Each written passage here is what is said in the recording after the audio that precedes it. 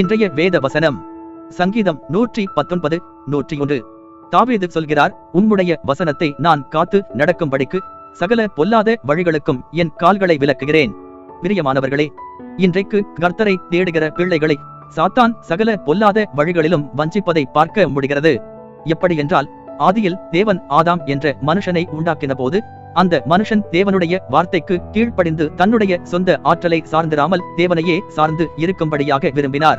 ஆனால் பொல்லாத சாத்தானோ தேவன் உண்டாக்கின மனிதர்களை சிந்தனையினால் வஞ்சித்து தங்களுடைய சொந்த ஆற்றலினால் சிந்திக்கும்படிக்கும் தேவனுடைய வார்த்தையை கேட்காதபடிக்கும் தேவனை சார்ந்திராதபடிக்கும் செய்துவிட்டான்.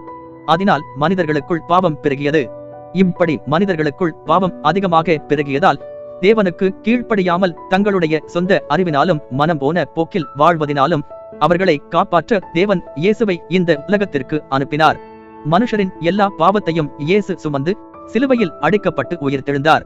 அவரை ஏற்றுக்கொள்கிற ஒவ்வொருக்கும் தேவன் பரிசுத்த ஆவியானவரை தருகிறார்.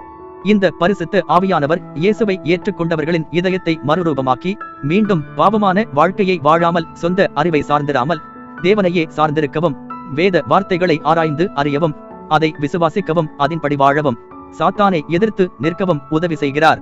இன்றைக்கு நீங்களும் இயேசுவை ஏற்றுக்கொண்டு பரிசுத்த ஆவியானவரை பெற்று அவருடைய வார்த்தைக்கு கீழ்ப்படிந்து காத்து அதன்படி நடக்க விரும்புகிறேன். ஆனால் சகல பொல்லாத வழிகளிலும் என்னை சாத்தான் வஞ்சிக்கிறான் என்பீர்களானால் உங்கள் கால்களை விலக்குங்கள். சகல பொல்லாத காரியத்திற்கும் விலகி அவருடைய வார்த்தையை காத்துக் கொள்ளுங்கள். கர்த்தர் உங்களை ஆசீர்வதிப்பாராக.